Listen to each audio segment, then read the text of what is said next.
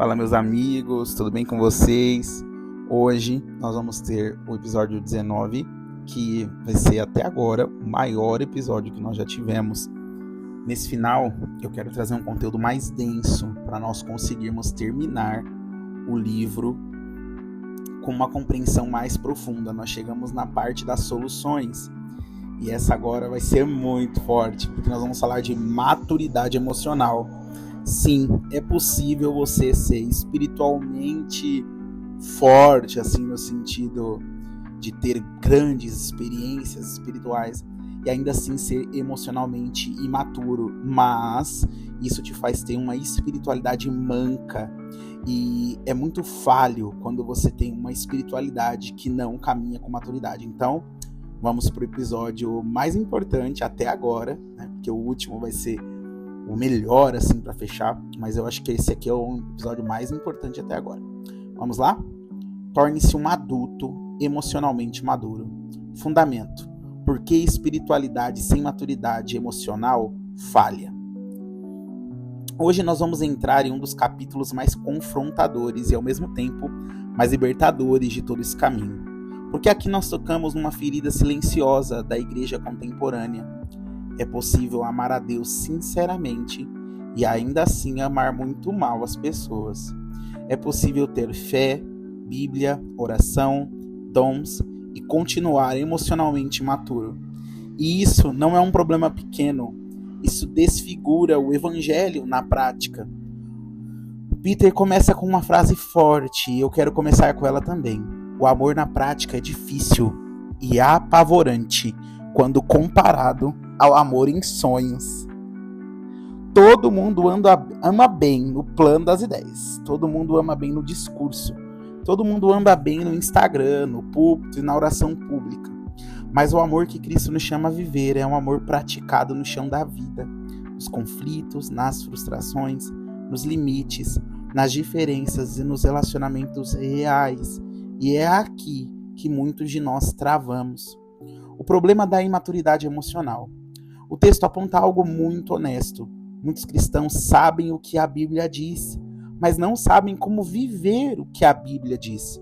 Eles conhecem mandamentos, princípios, valores, mas não possuem habilidades emocionais para colocá-los em prática. E aqui está uma revelação importante. A Bíblia nos diz o que fazer. Mas crescer emocionalmente é aprender como fazer. Sem isso, a fé fica bonita no discurso, mas frágil na prática. O autor traz, então, a história de Jéssica, e essa história é fundamental para entender tudo. Jéssica é uma cristã comprometida. Ela ora, ela busca a Deus, ela é responsável, dedicada, correta. Ela trabalha numa empresa e o vice-presidente pede que ela escolha as semanas em que pode viajar nos próximos meses. Ela envia a data, ela espera, ela confia. Ela não recebe resposta. Dias depois, descobre que sua agenda foi simplesmente ignorada. E o que acontece dentro de Jéssica? Confusão, frustração, raiva, culpa, tentativa de resolver com Deus algo que precisava ser resolvido com pessoas. Ela ora, pede perdão, tenta se humilhar, ela tenta parecer espiritual, mas repare, ela nunca conversa diretamente com o vice-presidente. Sabe qual é o resultado? Jéssica se fecha, se distancia, perde oportunidades, carrega a mágoa e interpreta tudo como Deus tratando sua teimosia. Aqui está o ponto-chave. Jéssica ama a Deus, mas não sabe se relacionar de forma emocionalmente madura. Ela confunde espiritualidade com silêncio, humildade com omissão, santidade com engolir conflitos. E isso é mais comum do que imaginamos dentro da igreja. Por que nós achamos que ser espiritual é engolir conflitos, né? Às vezes a gente está espiritualizando coisas que nós deveríamos ter resolvido com uma boa conversa. Uma verdade dura. E assim, antes disso, porque a gente não faz isso, geralmente a gente desliga o amor às pessoas, a gente acaba desligando o nosso amor às pessoas. Então isso é realmente muito complicado, porque desligando o amor às pessoas, a gente desobedece o principal mandamento, né? Então, precisamos crescer em maturidade para ter relacionamentos realmente saudáveis e emocionalmente curados. Uma verdade dura: o texto afirma algo que precisa ser dito com clareza pastoral. Compromisso com Jesus não garante maturidade emocional. Você pode orar, jejuar, servir, liderar, pregar e ainda assim fugir de conflitos. Interpretar tudo como um ataque pessoal. Não saber comunicar os seus sentimentos. Reagir de forma infantil. Repetir padrões familiares não curados. E sem perceber, você passa a praticar a Bíblia do modo errado, usando ferramentas da infância emocional. Crescemos por idade, não por maturidade. Aqui o autor faz uma distinção essencial. Crescer cronologicamente não é o mesmo que crescer emocionalmente. Muitos adultos têm 30, 40, 50 anos, mas continuam emocionalmente como bebês, crianças e adolescentes. E isso aparece principalmente nos relacionamentos, nos conflitos, na forma de amar o outro. Por isso Jesus não escolheu apenas ensinar multidões. Ele viveu com 12 homens dia e noite por 3 anos. Porque inspiração não é suficiente, é preciso formação. E na caminhada, Jesus trouxe maturidade para aqueles homens, para aqueles que permitiram. As 4 categorias emocionais. Nesse capítulo, o autor apresenta 4 estágios emocionais. Hoje, nessa primeira parte, eu não vou aprofundar todos, isso virá depois, mas é importante você ouvir isso com atenção. O primeiro estágio são os bebês emocionais. Bebês emocionais vivem para que os outros cuidem deles. Não conseguem entrar no mundo do outro. Usam pessoas para suprir as suas necessidades. Em segundo lugar, crianças emocionais. Crianças emocionais são felizes quando recebem o que querem. São feridas com facilidade. Reagem com birra, sarcasmo ou manipulação. Nós temos também os adolescentes emocionais. Os adolescentes emocionais geralmente são defensivos, sensíveis a críticas, conflituosos, oscilam entre dependência e independência. E nós temos os adultos emocionais, aqueles que de fato já cresceram e sabem como resolver as coisas emocionalmente. Os adultos emocionais sabem o que sentem, comunicam o que sentem com clareza, assumem responsabilidades, respeitam limites e amam sem controlar. Aqui está a pergunta honesta que esse capítulo nos força a fazer. Em qual desses níveis eu amo as pessoas? Não no que eu creio, não no que eu ensino, não no que eu gostaria de viver, mas no que eu pratico quando sou contrariado. Jesus e a maturidade emocional. Jesus nunca separou amor a Deus de amar as pessoas. Ele resumiu toda a lei em 2 direções, inseparáveis: amar a Deus e amar o próximo. O próximo nunca é uma ideia, é sempre uma pessoa concreta, com defeitos, limites e diferenças. Os líderes religiosos da época sabiam tudo, mas não sabiam amar. E por isso chamam Jesus de comilão, beberrão, amigo de pecadores, porque Jesus gostava de gente, ele não usava as pessoas, ele não tratava pessoas como coisas. Essa primeira parte precisa terminar com a consciência clara. Espiritualidade sem maturidade emocional gera uma fé incoerente. Amor não amadurecido machuca pessoas em nome de Deus. Nós vamos para um próximo bloco agora. Nós vamos entrar mais fundo no problema do eu no centro, na diferença do eu tu e eu coisa, a falsa paz, o conflito redentor e o caminho bíblico da maturidade emocional. Mas antes disso, deixa essa pergunta ecoar. Eu amo como adulto ou como criança? Vamos para a parte 2? Eu no centro ao eu tu. Maturidade emocional, conflito e amor na prática. Na primeira parte, nós estabelecemos algo fundamental. É possível amar a Deus com sinceridade e ainda assim amar as pessoas de forma imatura. Agora o texto nos conduz com o coração do problema. Não é tarde. Não é apenas falta de boa vontade. É uma estrutura interna desalinhada. O problema não é que não queremos amar. O problema é a partir de onde estamos amando. Nosso grande problema, eu no centro. O autor faz uma confissão honesta que revela o níquel da imaturidade emocional. Não posso deixar de experimentar a vida comigo no centro do meu universo. Isso é mais profundo do que egoísmo comum. É uma cosmovisão emocional. Quando eu estou no centro, tudo gira ao meu redor. Minhas percepções são absolutas. Minhas dores são maiores. Minhas expectativas são óbvias, para mim. Minhas conclusões parecem sempre corretas. E quando alguém não se ajusta ao meu centro, nasce o conflito. Aqui está uma verdade dura. Imaturidade emocional não é falta de amor, é excesso de si mesmo no centro. Relacionamentos eu-coisa. O texto entra então numa das partes mais importantes do capítulo, trazendo Martin Buber. Buber descreve 2 tipos de relação: eu-tu, eu-isso, ou eu-coisa.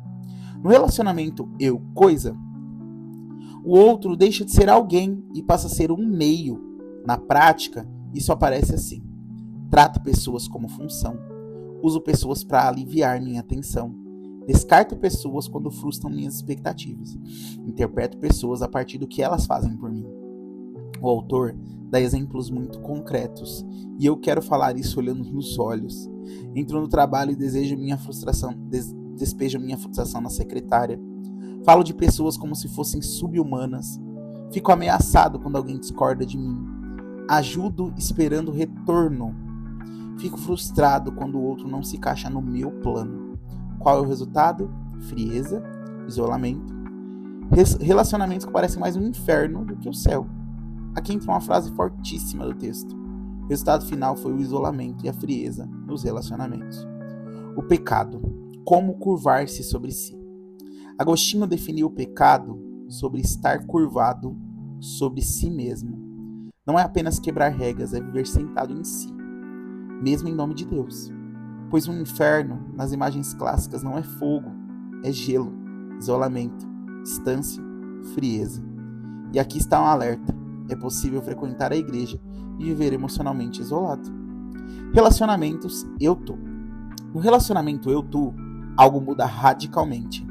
Eu reconheço o outro como a imagem de Deus. O outro como alguém separado de mim. O outro como portador de um mundo próprio. Entre o meu mundo e o mundo do outro surge algo sagrado. Existe um limite nessa conexão. O texto diz: quando o amor é genuíno, é liberado num relacionamento, a presença de Deus se manifesta. Isso é forte, ou seja, Deus não está apenas no culto, Deus não está apenas na oração, Deus também se manifesta no espaço saudável, entre pessoas maduras. Jesus viveu assim. Ele não tratou pessoas como meios, ele viu singularidade, onde todos viam rótulos. Maturidade emocional e conflito. Aqui, o texto entra em algo que a igreja costuma evitar: conflito. O autor afirma: a maioria dos cristãos é fraco na solução de conflitos. Por quê? 2 razões. Primeiro, crenças erradas sobre pacificação. E segundo, falta de treinamento prático. Jesus nunca ensinou falsa paz. Ele disse: não vim trazer paz, mas espada. Ou seja, a verdadeira paz passa pela verdade. Ignorar conflitos não é pacificação, é medo disfarçado de espiritualidade. O texto dá vários exemplos de falsa pacificação. Não falar para não desagradar. Se calar para não perder relacionamentos. Engolir dores em nome do amor, entre aspas. Evitar conversas difíceis. Sabe qual é o resultado? Relacionamentos que morrem lentamente. Aprendendo habilidades para ser um pacificador de verdade. Aqui o texto começa a oferecer ferramentas práticas e eu quero citá-las com clareza. Primeiro, falar e ouvir. No papel de quem fala, fale em primeira pessoa. Em segundo lugar, seja breve. Em terceiro, corrija com respeito. Diga quando terminou. Isso é tudo por enquanto. No papel de quem ouve, silencie sua agenda. Não interrompa. Repita o que ouviu. Valide o sentimento do outro. Pergunte: tem mais alguma coisa? Isso não é psicologia barata. Isso é amor praticado com maturidade. A declaração de direitos. Essa parte é essencial. Respeito não é sentimento, é comportamento. O texto lista direitos básicos que precisam existir em relacionamentos maduros: direito à privacidade, direito de ser diferente, direito de discordar, direito de ser ouvido, direito ao benefício da dúvida, direito à verdade e direito de ser consultado. Onde esses direitos não existem, há abuso emocional, mesmo que sutil. Uma outra coisa importantíssima é verificar suposições. O 9º mandamento diz: não dará falso testemunho.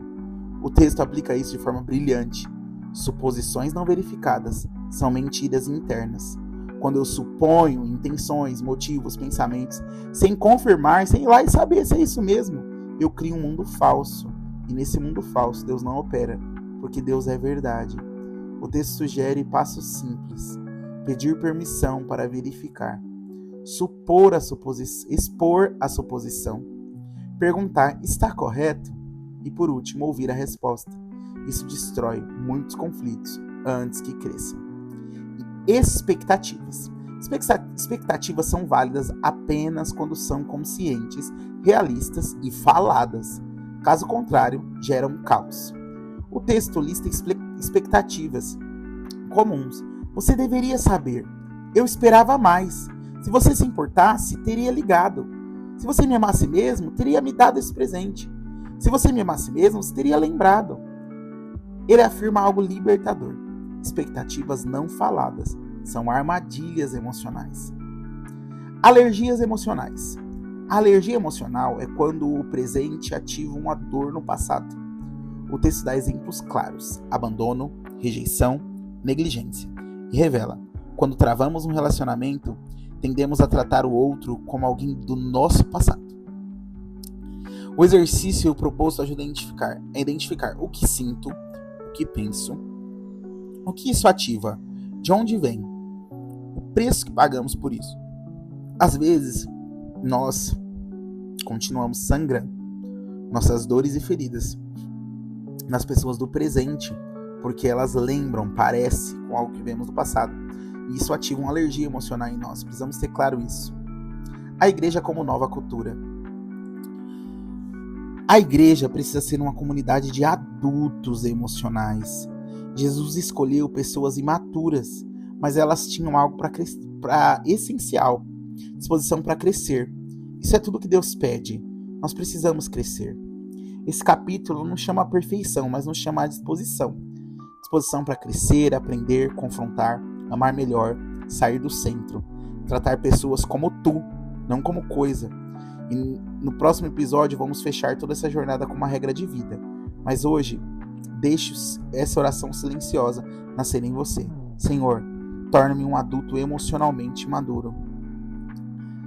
Aprendendo a amar de forma madura. Depois de tudo que falamos, uma coisa precisa ficar muito clara. Maturidade emocional não é personalidade, não é temperamento, não é dom espiritual.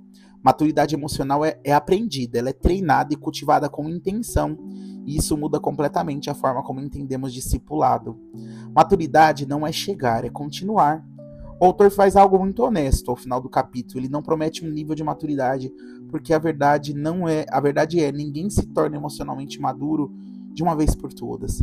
A maturidade é reconhecer limites, assumir responsabilidades, corrigir rotas, aprender a pedir perdão, aprender a ouvir, aprender a falar a verdade em amor. Adultos emocionais não são pessoas que não erram, são pessoas que não fogem quando erram. Um alerta necessário. Aqui entra um alerta pastoral importante. Pessoas emocionalmente maturas costumam espiritualizar seus padrões. Elas dizem: é o meu jeito. Deus me fez assim. Eu sou sincero demais. É que eu não levo desaforo. As pessoas são sensíveis demais. Mas o fruto disso quase sempre é relacionamentos quebrados, pessoas feridas, isolamento, líderes solitários, famílias fragmentadas. A Bíblia chama isso de outra coisa: falta de amor maduro. Jesus não disse: nisto conhecerão que são os meus discípulos, se tiverem a doutrina certa.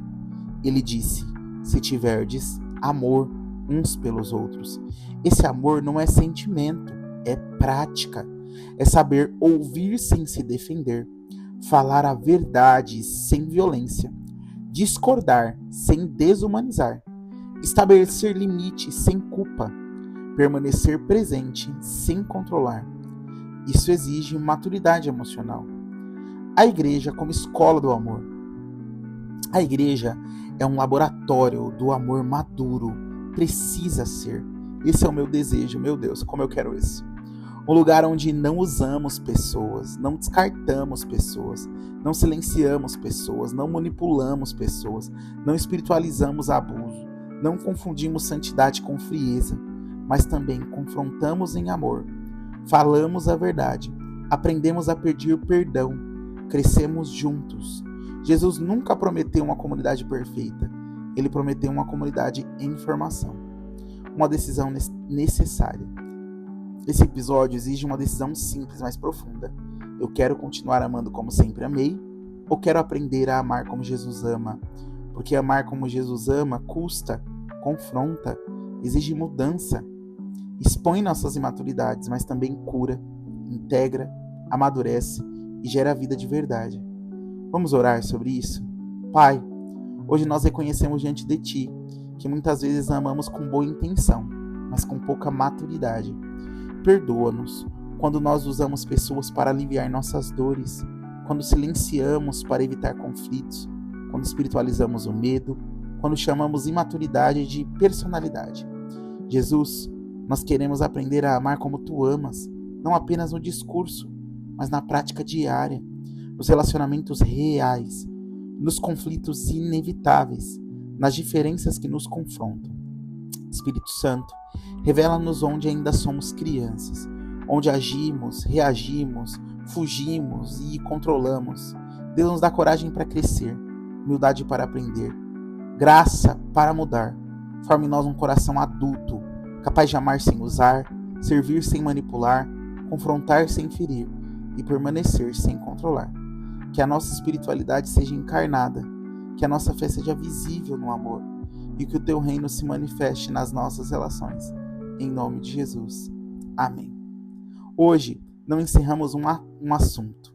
Hoje nós assumimos um caminho. No próximo episódio, nós vamos falar de coisas ainda mais profundas. Vamos falar de uma regra de vida que vai nos ajudar a ter uma espiritualidade integrada para toda a vida. Mas nada disso faz sentido se não aprendemos a amar. Porque no final o amor é o teste final da maturidade espiritual. Sem o amor, de nada vale. É muito interessante, gente, porque o próximo livro que nós vamos aprofundar aqui por meio de podcasts se chama Mantenha o Seu Amor Aceso. E esse livro, de fato, é muito especial, porque o Mantenha o Seu Amor Aceso vai nos ajudar de forma prática a viver tudo isso que nós ouvimos aqui desse episódio 19, tá bom? Então, fiquem tranquilos que nós vamos ter muito para aprender e para aprofundar nessa próxima fase que vai ser tão especial. Deus abençoe vocês. Até o próximo episódio que vai sair ainda hoje, hein? Deus abençoe. Até mais.